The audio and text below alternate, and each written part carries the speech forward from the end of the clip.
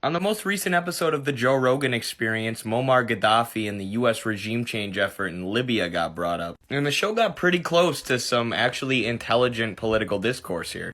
But there was YouTube videos of open air slavery.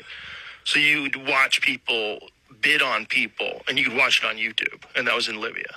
That was after they killed Gaddafi. That's true, Joe. Very good. Libya went from one of the most prosperous countries in all of Africa to an impoverished country with open-air slave markets. Unfortunately, after this, the conversation devolves into Joe just being amazed about the video footage of Gaddafi's death, where US-backed extremist groups bayoneted him in the rear end. Did you ever see the video footage of them killing him? No.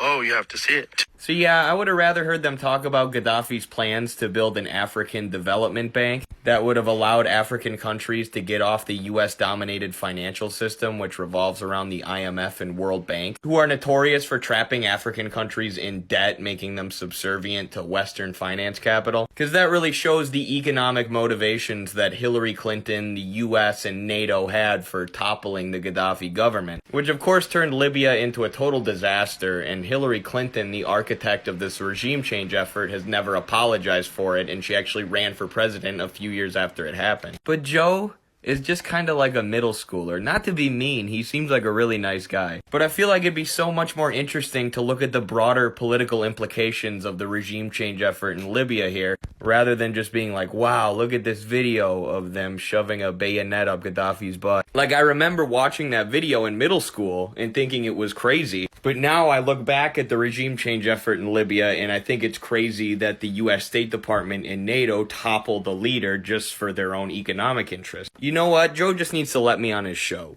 Let me talk to him about some of this stuff. I am the communist Joe Rogan after all.